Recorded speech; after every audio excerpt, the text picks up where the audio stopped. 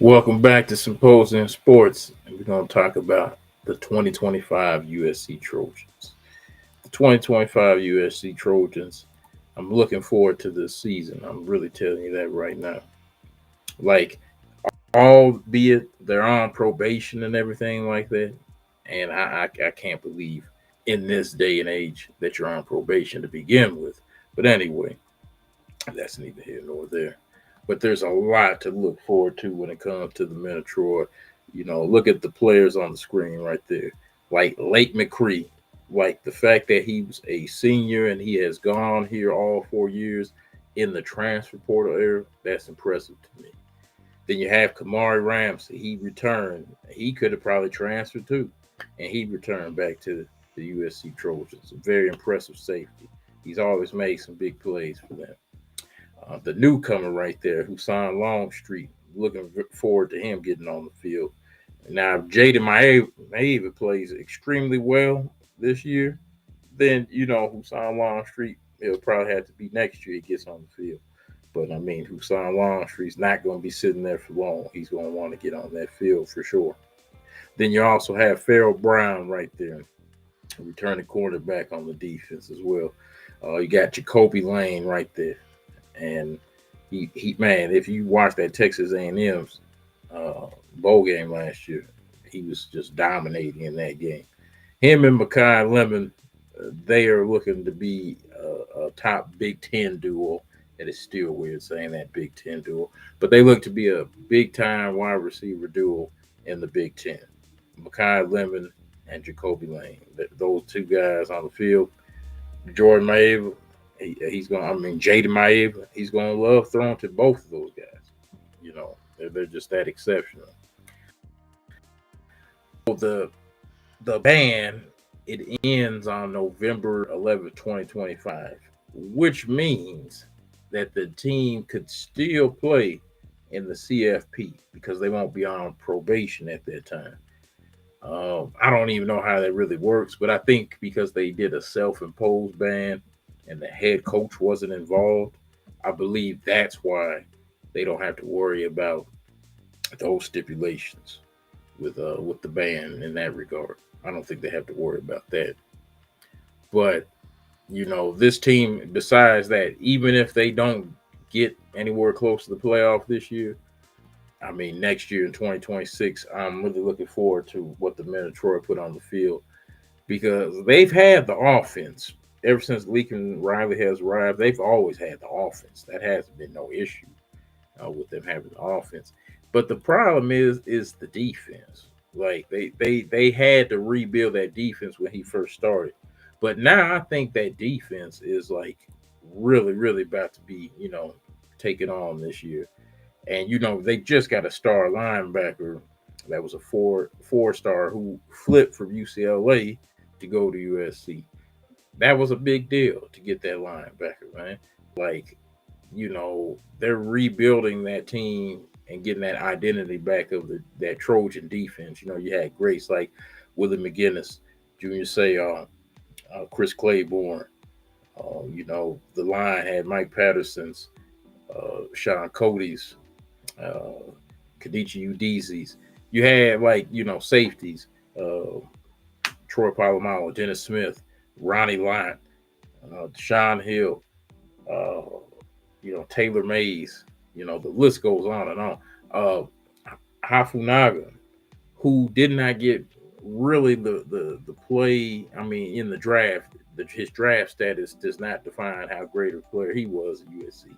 But I think because they were not the most dominant team during those years, that's why you didn't really see him get that pub, before he got to the 49ers.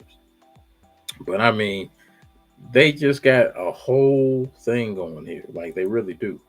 Let's look at their depth chart real quick. Let's take a look at the USC depth chart. So let me see if I can get this a little bigger, actually. Let me see. Yeah, there it goes. I got a little bigger. Wait, now I'll get it back. There we go. So you can see right there that USC. Let's get to there. So right here, They got this transfer Prince Strat.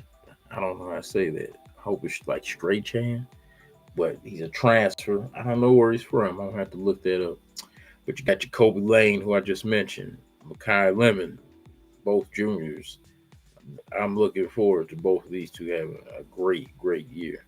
They are also returning the senior Jay Fair, Xavier Jordan, the redshirt freshman. He's there. Then they got the freshman Ty Newt Hines and Romero Izon. And then they got Jaden Richardson. He's a senior. Uh, and they got Corey Sims, a freshman, true freshman. The line, it looks pretty solid. You got Elijah Page, DJ Wingfield, you got Jayonry Reed, Alani Noah, Tobias Raymond. So the line looks pretty solid. You got the true freshmen, Will Washer right there. Man, I'm getting tired of these ads, boy. I tell you that. Then you got Lake McCree. And then you got Walker's Lines, Walter Matthews, Joey Olson, and Tania Tapua.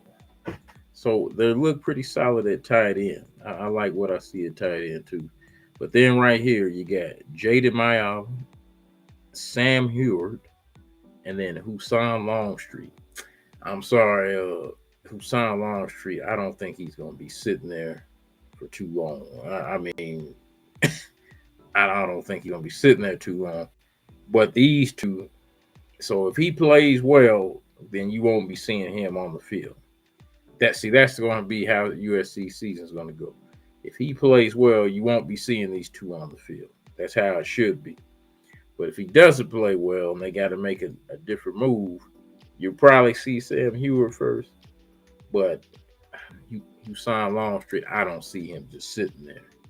I don't see him sitting there for that long. So then you have at transfer Wayman Jordan. He's a transfer. And Eli Sanders is a transfer. Brian Jackson, who I thought looked really good in the bowl game. They got him listed as third on the depth chart. But, I mean, don't dismiss him. He's going to be on that field. They got a true freshman, Riley Wormley. And then they got King Miller, the redshirt freshman. But these two right here, they're in the Woody Marks, the Quintavious Woody Marks, like thing with being the transfers. So they're going to have to step up really big time. But Brian Jackson, I'm looking forward to what Brian Jackson can do this year for the men of Troy. Because like I said, he looked really good in that bowl game against Texas A&M. And Texas A&M is a very, very good defense. Then you look at the defensive side of the ball. They got Anthony Lucas right there, the return senior. And then you got Keyshawn Silver as a transfer.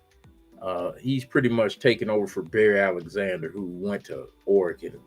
I don't know why Barry, but Barry was from Georgia. Barry done played at all the schools. So he done went coast to coast. Then you got Devin Tompkins, and then you got Cameron Fountain on the line. At linebacker, they got Desmond Stevens II, Eric Gentry, and then they also, wait a minute, they're going to run. It looks like they're not even going to run. They're running like a 4-2-5 defense this year. Interesting. They usually run 4-3, but they're running like a 4-2-5. So at left cornerback, they got the transfer DJ Harvey. I believe he was from I want to say UCF, but I'm not sure. I'm not going to say that, but DJ Harvey. Then they got strong safety Bishop Fitzgerald. And then you got the returning star Kamri Ramsey. At cornerback, they got DeCarlos Nicholson. And then Prophet Brown is what they're ruling as the starters right now.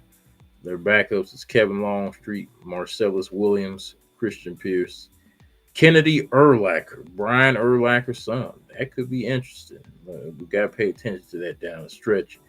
Braylon Conley as well. And then they got a boatload of true freshmen. Treston Castro, Steve Miller, Kendarius Reddick, Alex Graham, James Johnson.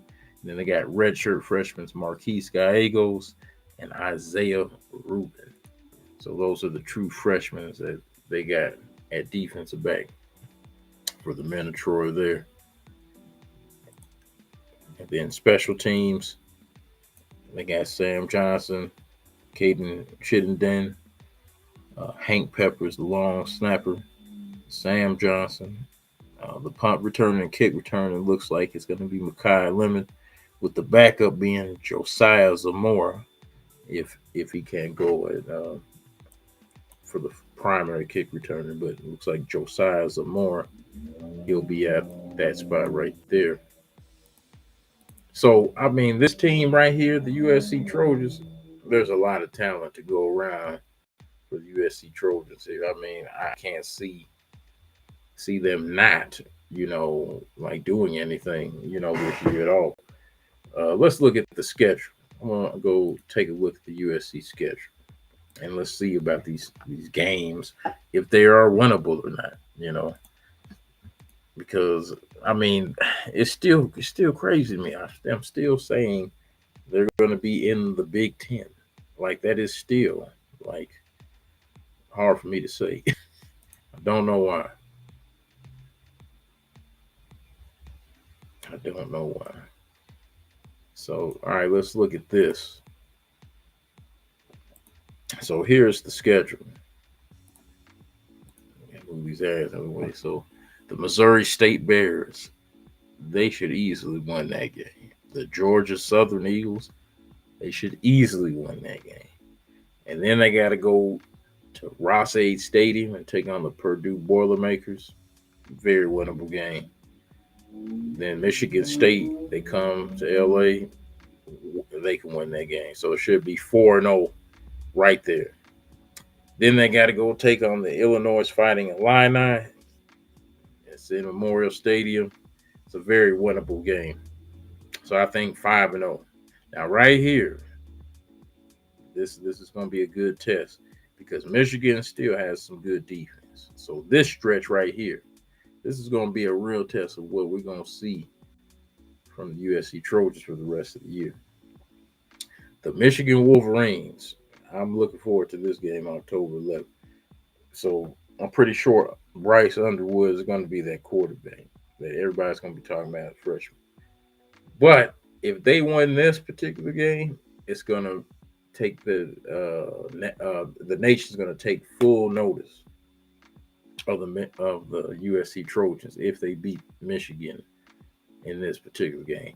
And then if they beat Notre Dame in Notre Dame on October 18th, the nation's really going to take them into consideration and take notice of. So I say 7-0 right there. Then you got the Nebraska Cornhuskers right there. It's a tough place to play. Dylan Raiola is getting better, but the winnable game. Northwestern, winnable game. The Iowa Hawkeyes, they have a very good defense. I'm not sure about their offense. And then here's another big test, the Oregon Ducks. Oregon, they don't, Dylan Gabriel, they're looking for his new replacement. But they got a boatload of good quarterbacks there, so I'm not worried about who's going to replace him. But that's a test for USC right there. And then you got the Bruins coming to town. They should win that one. But those are those games right there. It's the Oregon game, Nebraska, Notre Dame, and Michigan, and maybe even Illinois. But this is a very, very, winnable schedule for this team. I don't see too many mistakes happen. I really don't. With both teams.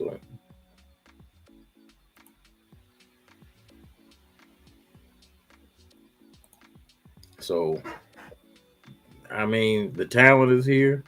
It's ready to go for USC, and now it's just going to be up to them if they want, to take that next step and be the men of Troy that I know they can be. I mean, the talent is right there. It's for the taking. So, I mean, it's up to them. It's whatever they want to do. The ball's in their court. So, It's up to you, men of Troy. Go out here and do something and be, do something. Like it's been I think since 2005. I think that's the last time they've been relevant, with college football playoff implications of being national champions. It's a long time. And it's a long time that needs to end. So the men of Troy, go out there, put it all out on the field, and become Big Ten champs and become national